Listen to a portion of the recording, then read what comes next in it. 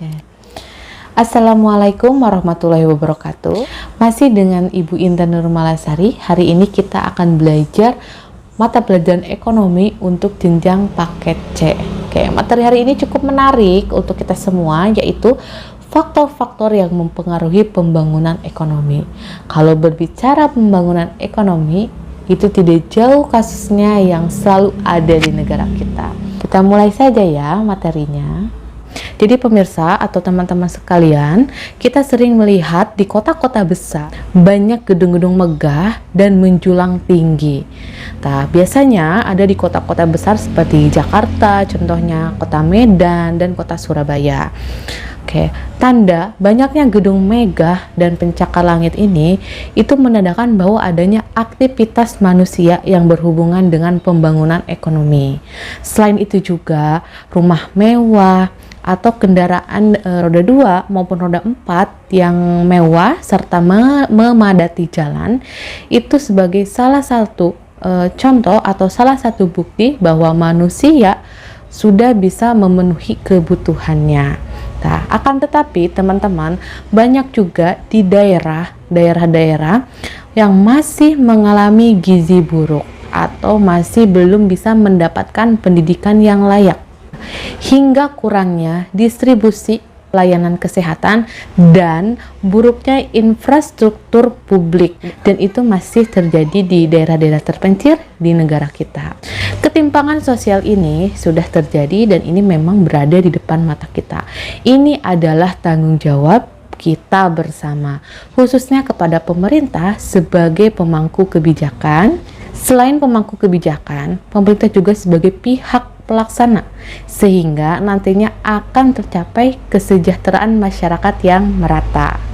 Seluruh kegiatan yang diupayakan untuk terjadinya pemerataan sosial ini, nah itulah disebut dengan pembangunan ekonomi. Oke, pembangunan ekonomi ini penting dan harus menjadi perhatian oleh semua pihak yang berada dalam satu negara tersebut. Karena kita berada di negara Indonesia, maka kita akan membahas tentang pembangunan ekonomi di negara kita sendiri. Krisis ekonomi pada 1998 yang diawali dengan krisis moneter diduga berasal dari penanganan pembangunan ekonomi yang terganggu dalam beberapa dekade sebelumnya. Pembangunan ekonomi berkaitan erat dengan kebijakan ekonomi yang diterapkan pemerintah pada satu negara. Oke. Instrumen dan unsur yang diperlukan dalam kebijakan ekonomi juga digunakan dalam pembangunan ekonomi.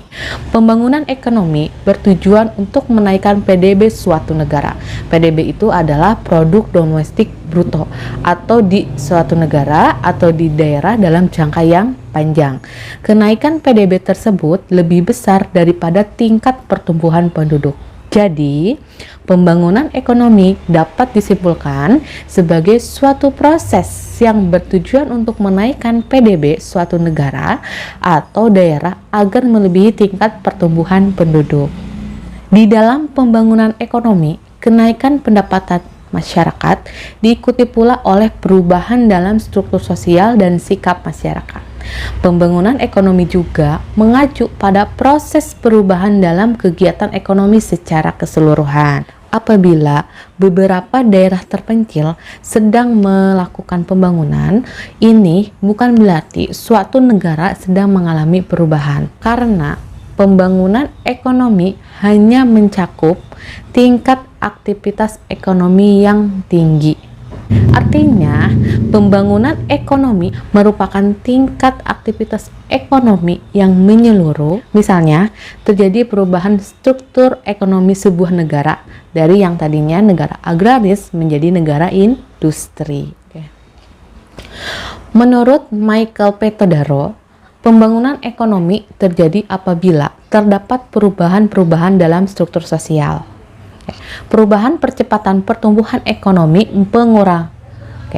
dalam struktur sosial, perubahan percepatan pertumbuhan ekonomi, pengurangan kesenjangan, bagaimana kekayaan dinikmati oleh seluruh masyarakat, dan adanya pemberantasan kemiskinan.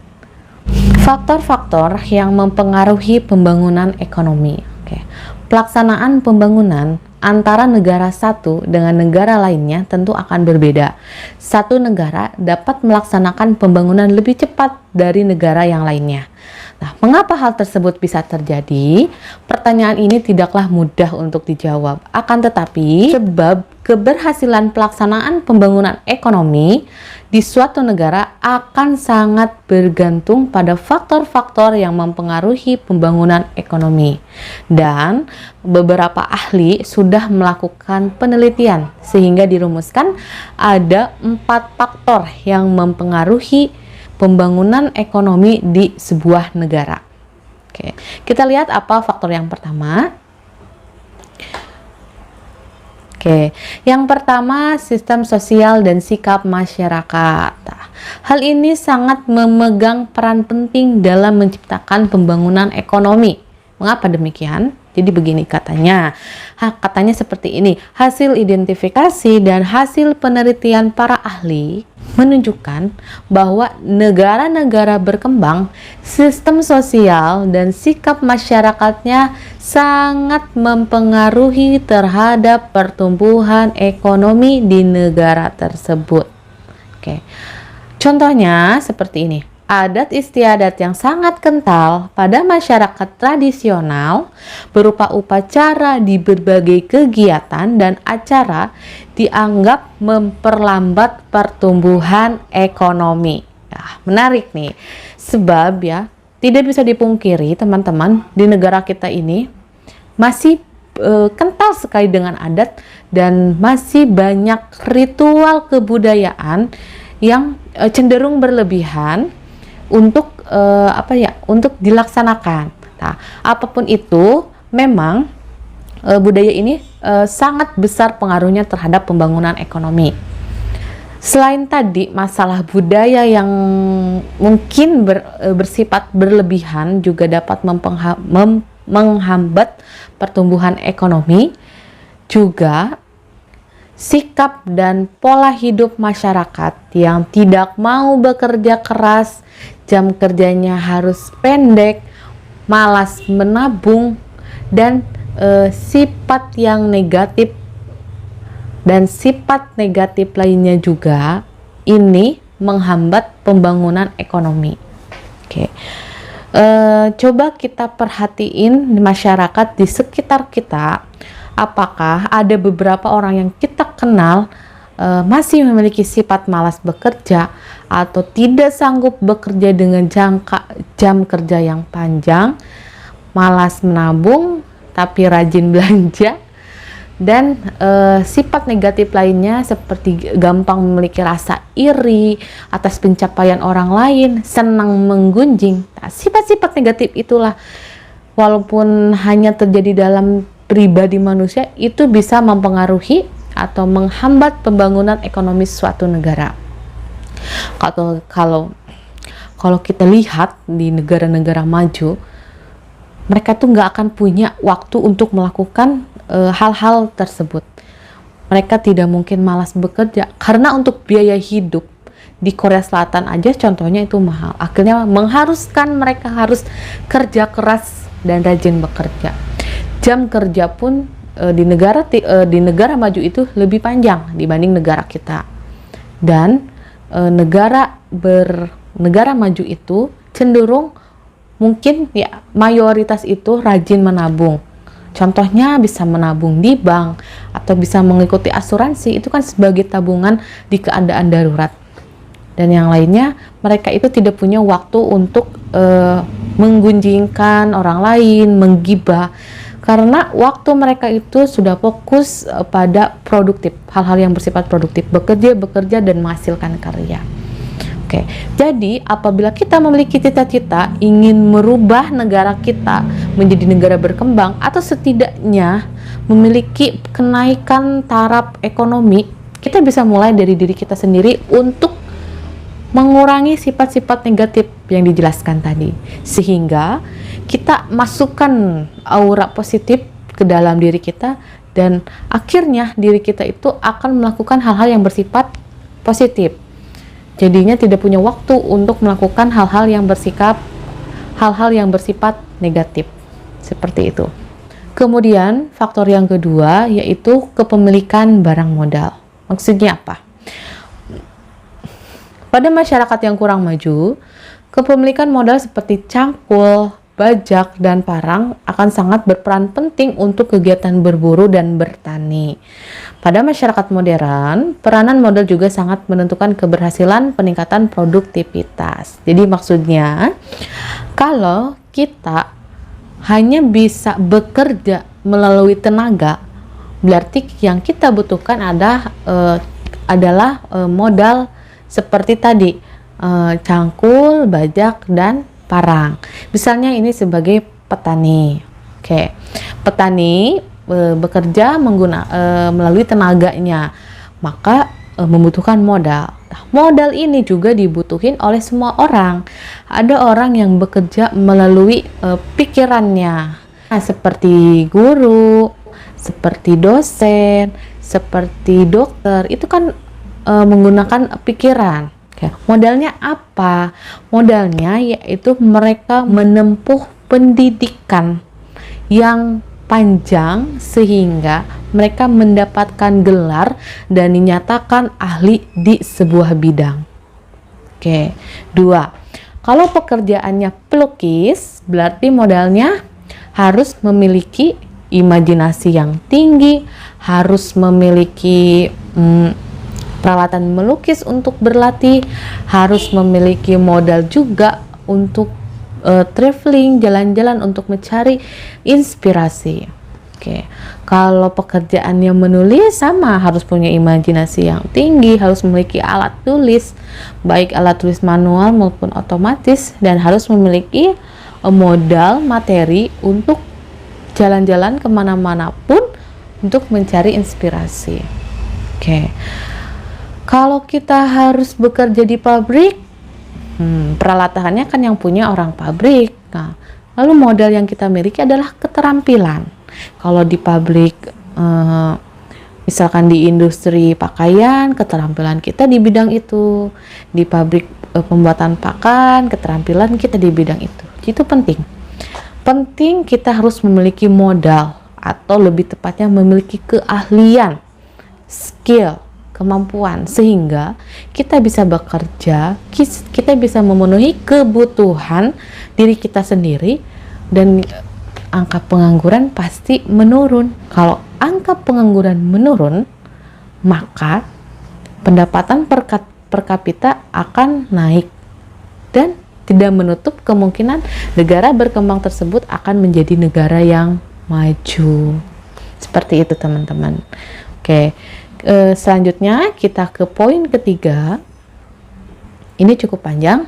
Gini, kuantitas dan kualitas penduduk serta tenaga kerja. Jadi kuantitas dan kualitas penduduk serta tenaga kerja. Oke, kita harus bisa membedakan mana yang namanya penduduk dan mana yang namanya tenaga kerja.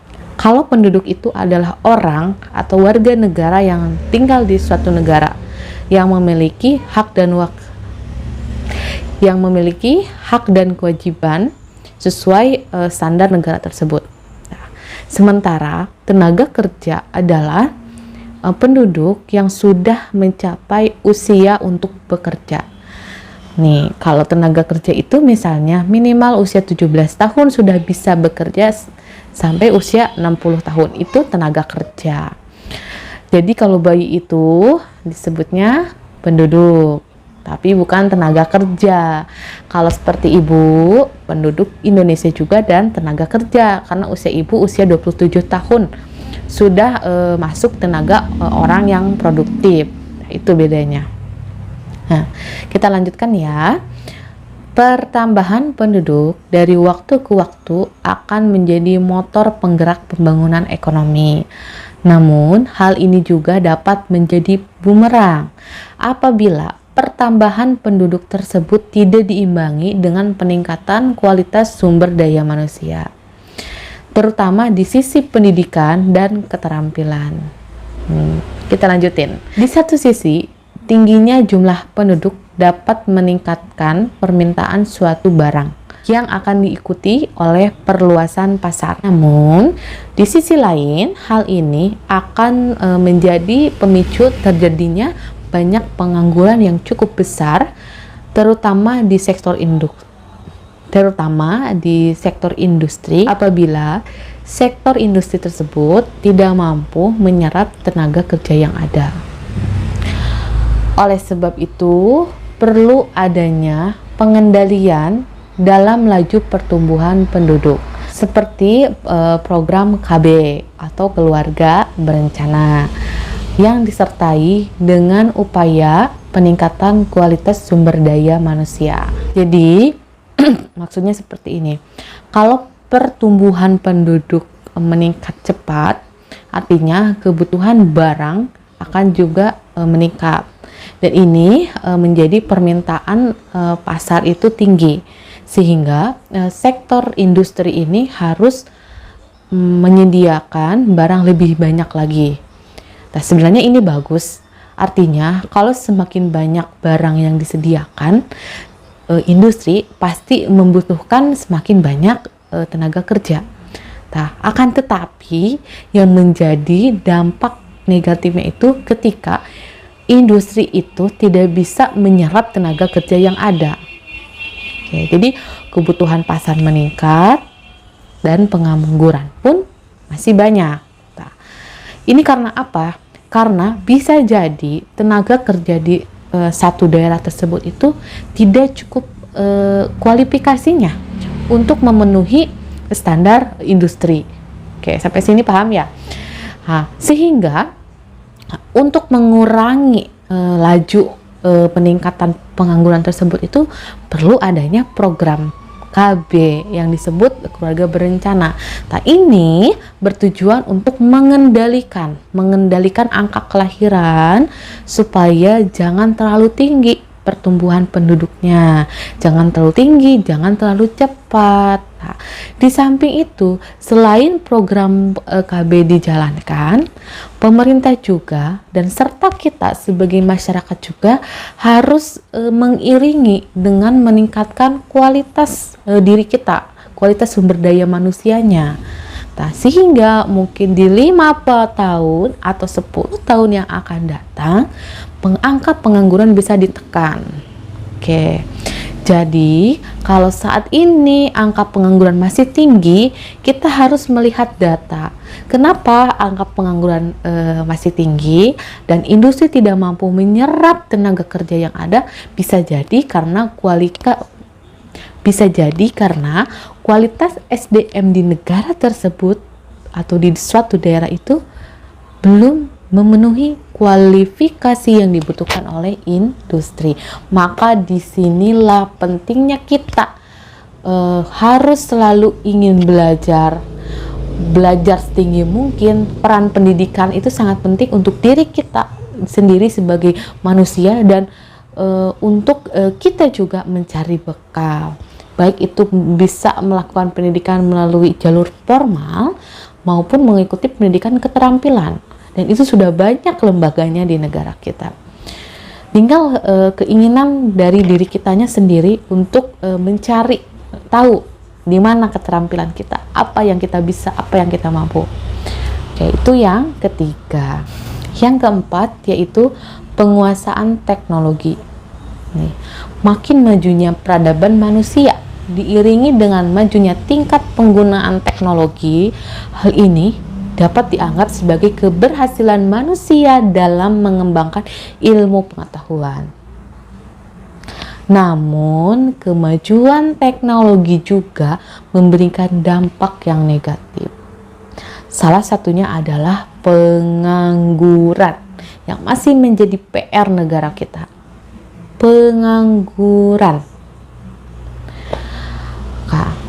Pengangguran akibat teknologi ini banyak contohnya, misalnya mekanisasi atau penggantian tenaga manusia menjadi tenaga mesin yang menjadi hangat perbincangan beberapa tahun ke belakang, yaitu ada atau banyak pegawai di jalan tol itu diberhentikan karena sekarang jalan tol menggunakan sistem otomatis. Jadi mengurangi penggunaan manusia dalam menjalankan tugas jalan tol sebagaimana mestinya. Walaupun memang beberapa pekerjaan tidak bisa digantikan oleh mesin. Nah, di sini nih, akan tetapi nih, untuk orang-orang yang tidak memiliki skill atau tidak memiliki keterampilan, bagaimana bisa bersaing dengan mesin yang dirancang sangat canggih? Walaupun tidak semua pekerjaan bisa digantikan oleh mesin, akan tetapi artinya kebutuhan manusia di suatu sektor berkurang karena sisanya menggunakan mesin. Nah, ini menjadi PR. Nah, disinilah kita harus memiliki pemikiran yang kreatif. Bagaimana kita tetap bertahan, bagaimana kita tetap produksi di tengah gempuran teknologi yang semakin tinggi. Nah, semoga materi ini bisa menjadi motivasi buat ibu sendiri dan buat teman-teman semua untuk selalu meningkatkan kualitas diri kita, selalu mencari tahu potensi kita dan tidak bosan untuk belajar, selalu produktif. Jangan lupa menghasilkan karya sehingga kita bisa bertahan hidup di tengah gempuran kehidupan yang sangat berat ini. Mungkin itu saja yang Ibu sampaikan hari ini. Ibu mohon maaf untuk kekurangannya. Wallahu muwaffiq ila aqwamit thoriq. Wassalamualaikum warahmatullahi wabarakatuh.